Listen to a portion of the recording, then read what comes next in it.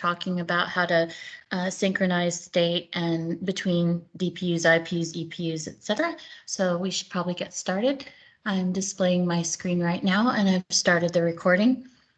And the reason I start out with that is if people on the YouTube channel want to know what date we're on, they can hear it right away. So yeah, let's get started. Now, last time we talked, Marianne, we didn't even make it through the whole API list because we started having more of a conversation around other things. So I'm going to stop displaying my screen unless you need it up there. Yeah, actually, I wanted to finish the review of this pull request, remind what we still have missing, and that's all. That's all I have for today. Okay, great. All right, so last time we finished on the read-only attribute, which is called operational state, and there was a feedback from Michael that we will probably need more states right at the beginning. We were considering only basically down and fully synced. So he proposed to have an intermediate state that would signal that we established a session, but we are not yet in full sync, and then we are fully synchronized to signal that as well. So this will be done here. The reason it's not yet in this proposal is that we had a little bit of a confusion with SAI maintainers. They merged a pull request a little too soon, so I asked them to revert it so we can complete this one. So after it will be moved away from dash branch, I will make the change to have this operational state as an enumeration with more options than just up and down. Okay, so this was the update on the feedback from Michael. Next, we have a couple of optional attributes. Two of them are related to a mode of or an implementation that would want to aggregate updates into batches. So for that, we defined two modes. Two attributes. First one is the batch size. Both are optional. So batch size defines how many messages will be aggregated within a single packet or a single update notification to the other side. So the quantity here, or the type of this one, is in the number of messages. So it's U32. By default, it's 1. So we consider that by default, or if this is not supported, we are just sending one update at a time. And second one is the, let's call it, a necessary side effect of batching. Since we are not sending updates immediately after we receive the new connection, there should be some limit on when we actually do send it. So let's say we have defined quite a large batch, which might take more than desired time for delta in time for two systems to be in sync. So we want to limit that. And in case if we breach that timeout, a shorter update message will be sent without waiting for the full batch to be filled. So this is what this one is for. And again, it assumes that since this is optional and by default, we might not use it, so default is 0, meaning that we send all updates immediately. And then if the one that is actually using that in production will want to relax this behavior, provide a bigger timeout, then it can the timeout can grow. So value is in microseconds, 10 to the minus 6 of a second. Yeah, so these are the two remaining attributes. And that is it. That's basically all we want to have available from the API point of view for the first iteration of high availability. And since, of course, this is SAI APIs, for those who are not maybe that familiar with those, these are just the attributes of a new object. So SAI object model defines 4 different APIs for them, which is create session, remove session, set session attribute, the one that I've shown, and get session attribute. So create session, basically there is a return parameter which will give you a handle of that session ID. This is the ID of your device that is received when SAI is initialized. Number of attributes from this enum and this attribute list. So when the session is created, we pass the whole list of attributes. Basically, this is like the constructor of the object. Then we have properties and abilities to set and get individual attributes. Over here, set attribute, which is done one by one. So we can change one attribute at a time. Yeah, so that's it. That's the API. As I said, as soon as it will be reverted, because it was merged by mistake, I will update this one. Another thing that is related to this attribute is, since this is an attribute, a read-only one, we can use it in polling mode. It's not very convenient. We don't want to overwhelm the CPU with any kind of polling. I will also add a notification function that will signal any change of this attribute that Sonic just needs to subscribe to without polling. This is a common way of doing things in SAI. We have such callbacks for port operational state change, which is similar in the semantics. FDB events like new entry learned. So to not overwhelm the CPU, we will do the same thing in here. It will be event-based update. Yeah. Right, so these are the 2 remaining changes. I will do them as soon as this will be, like, the branch will return to normal, and resubmit pull request with the new number, and I will share it with you. Yeah, so that's it. Hey, Marian, if you have any questions. question for you. Hi, Suresh. Hey, Marian, hey, in the APIs below, I saw the variable name switch ID. So just that brings me the question. From a smart switch perspective, would this be from a smart switch which may have multiple DPU perspective, or from each DPU's perspective, this APIs? Right, that's a good question. So it depends on which kind of software model we will follow for a smart switch. One way to do it would be to hide all the DPUs under the same SAI. So basically, you have one instance of SAI, one SYNCD, etc. I think it's more complicated to start with, and not sure if there is a good reason to do so. So in that case, it would be the smart switch ID.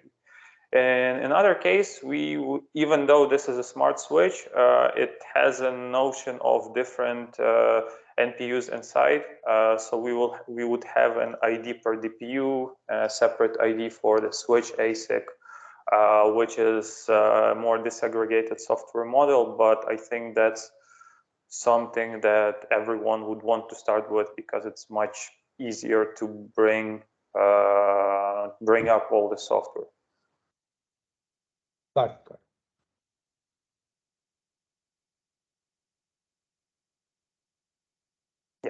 So Anything else? I'm wondering, when do you think we'll decide the answer was to hide all the DPUs under the same SI, blah, blah. We'll probably decide that after we look at performance benchmarks. Is that right, Marian?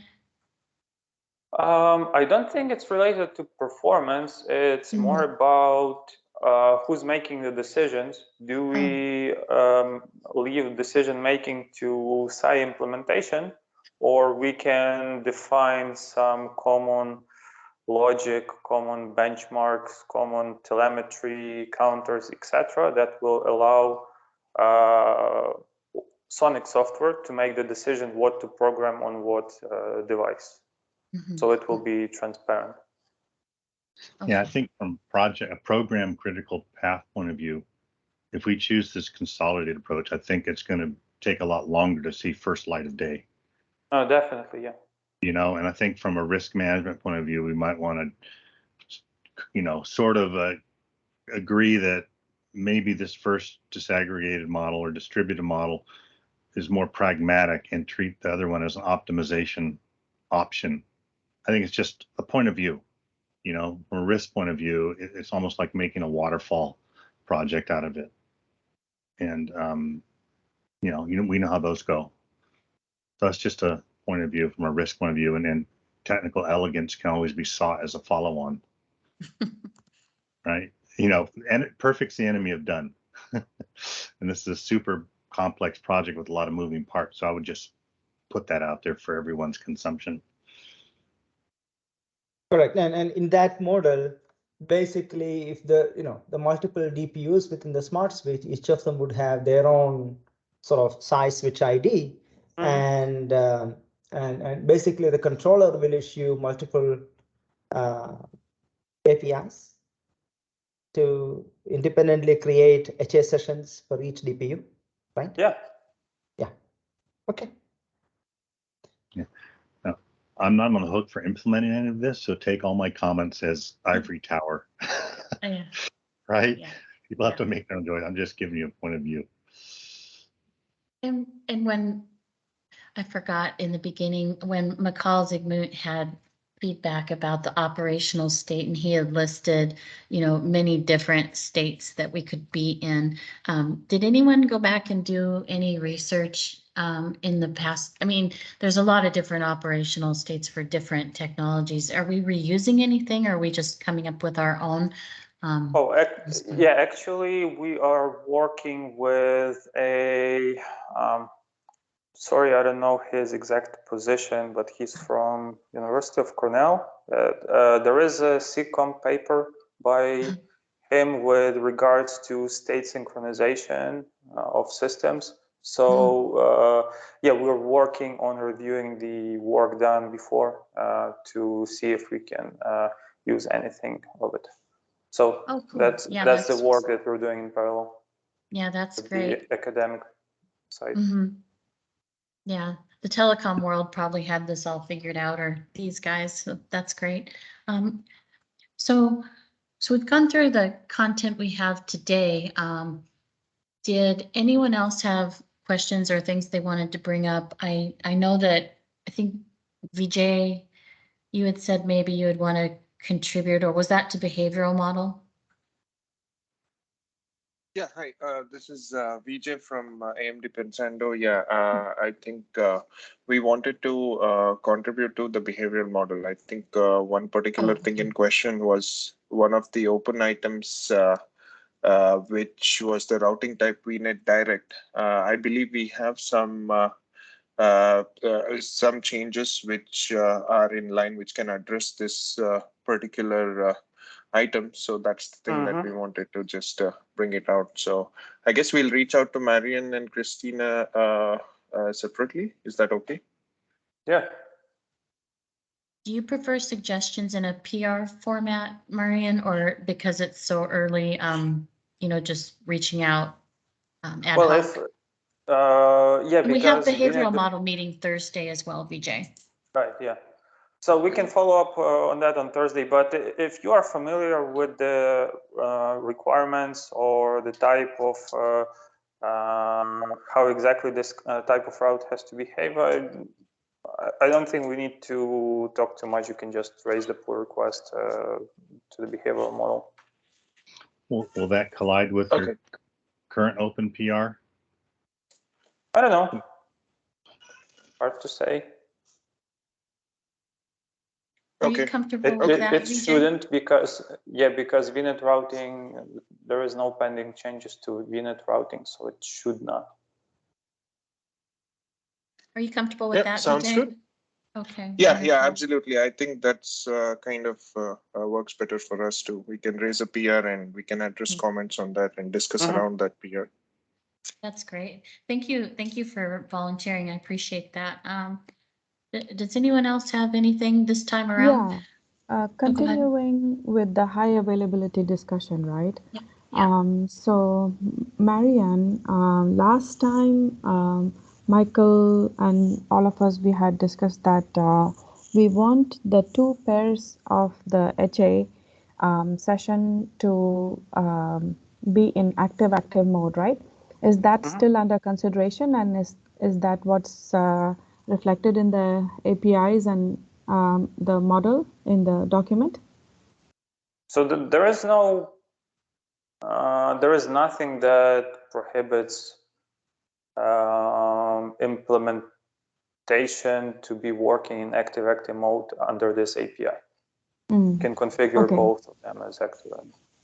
You can configure both as active.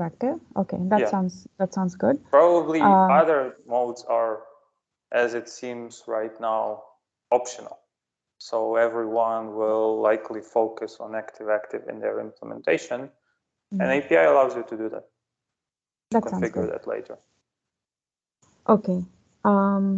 Now, when just that these APIs should be common for device, a dash device that is standalone IPU, DPU, right? Bump in the wire scenario, and also inside of a smart switch, right? Those APIs should be applicable to both of all the different dash device scenarios. Yes, they should be applicable. I am still, however, looking into if we didn't miss anything for smart switch scenario. But desire is and intention is to have the same APIs working on both. So basically, it's not only HA, it's the whole transition from, let's say, appliance, which is easier to bring up initially because it's basically just DPUs plugged into a PCI, and then move it to some more complex form factors. But the whole idea is that we want to have a software which will take a minimal effort to move it to smart switch form factor, not only HA, everything else as well. Right. In the HA point of view, right, we need 2 DPUs to work in pairs, right, for HA. So, one thing to consider is that there are DPUs inside of a smart switch. Will the HA be between the 2, pairs of the DPUs, or as a smart switch on the whole with another smart switch? And those are the considerations as well that we need to look into. From Gerald talking about this in the past, sorry, the peer DPU could be anywhere in the data center. That's correct. But what we are talking about is, yes, right? Anywhere in the data center, right? So now if we consider one smart switch, which has multiple DPUs inside of it, will there be, HA pairs inside of the smart switch, or we are looking at the smart switch because, it has each smart switch, each DPU will suppose have 8 million or 16 million flows total capacity, suppose.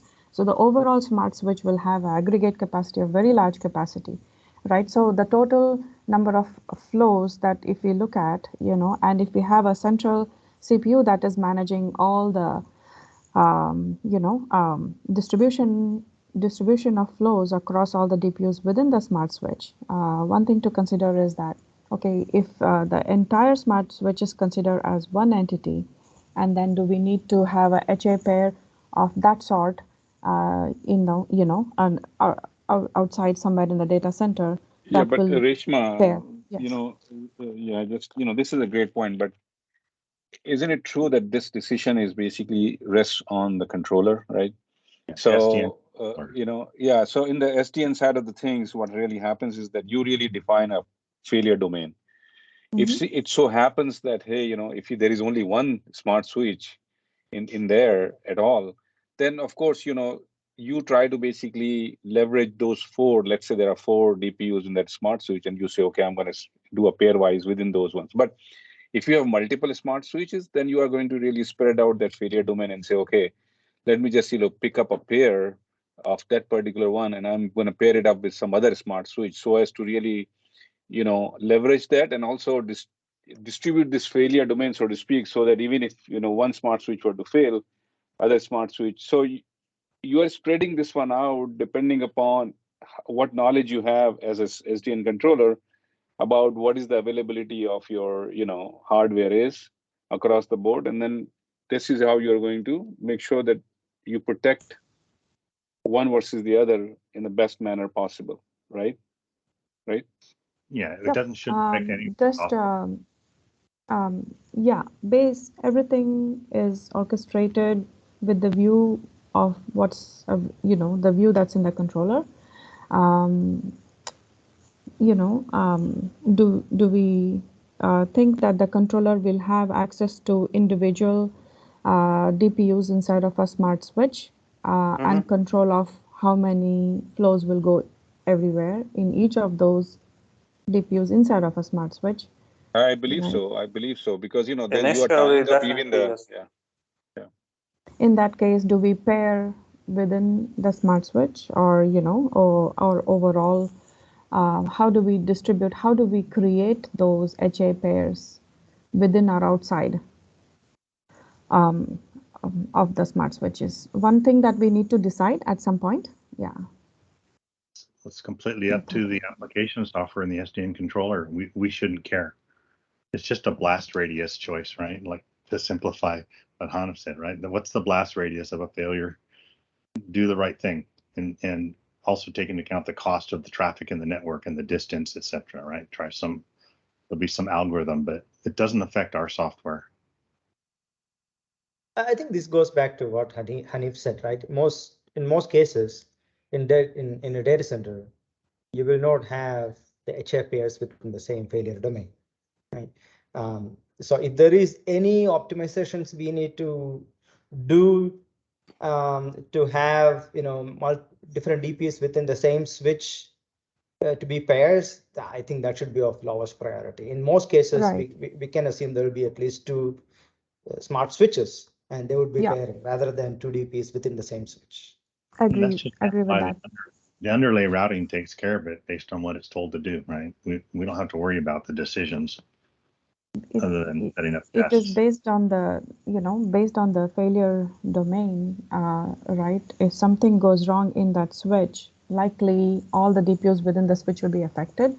So if we look at 2 smart switches as individual entities and pair them up in some way, right? That would be good best practice to have. Yeah, but you should not preclude the fact that there will never be a case where the 2 DPUs in the same smart switch will be paired, right? It could possibly be done because of the fact that, as I mentioned, if there is only one happen to be, that whatever be the case, right? Whatever be the reason, if there is only one smart switch in a small network, where basically there are 4 DPUs in one smart switch, and if somebody want to pair it within the smart switch, so be it, because although yes, smart switch can fail, but so can an individual DPU within a smart switch can fail, and still smart switch continue to run. In that scenario, you have a case whereby within a smart switch you have this pairwise protection.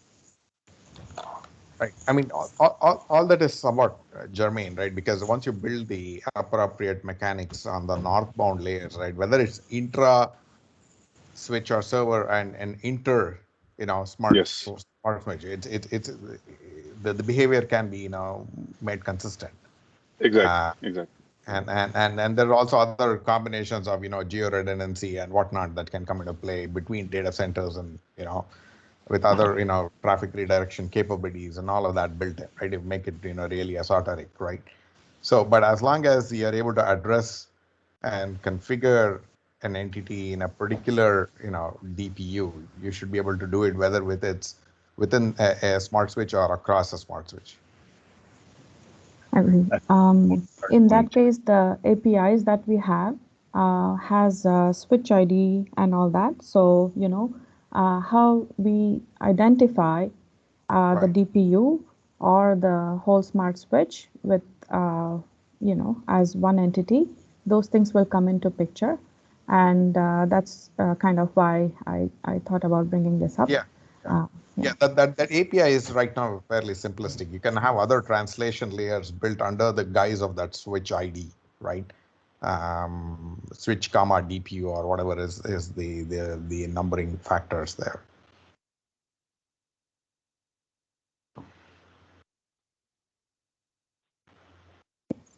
I'm very sorry that I have to drop.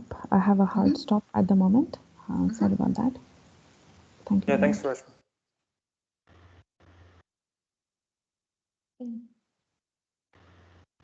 I think we were almost wrapped up. I think we were wrapping up anyway, weren't we? Yeah. I just wanted to introduce Apu. He works with our SDN engineering team and with James Grantham. So he's joining in. He's super technical and excited to learn about, how we're defining and moving forward with HA in this particular implementation. So I'm happy to have him here. Apu, if you can say hi real quick. Or not if you're on mute, either way. So yeah, I'll go ahead and stop the recording if, can I have agreement we've finished up for the day? One more question. So Sure. Probably this is a gap that I have. So the SI model is fine, but did we conclude on the actual protocol that we would use to sync up the flow information? Not that I remember. Anyone? Okay. Actually not. So two things about that. First of all, it is again a phased approach. So we will definitely start with only intra-vendor compatibility. There is no requirement out of the batch to be able to sync different DPUs from different manufacturers, etc. So that everyone can do something under these APIs that they think is optimal. And later on, we can, of course, anyone can come to this working group, propose their approach, and others can get on board with that and establish inter-vendor compatibility. So yeah. Right. So would we be defining a new protocol, like we're defining BGP or TCP or something like that? Or this is kind of cool if we are, or reusing something. So yeah, anyone bring to the table what you think in the future.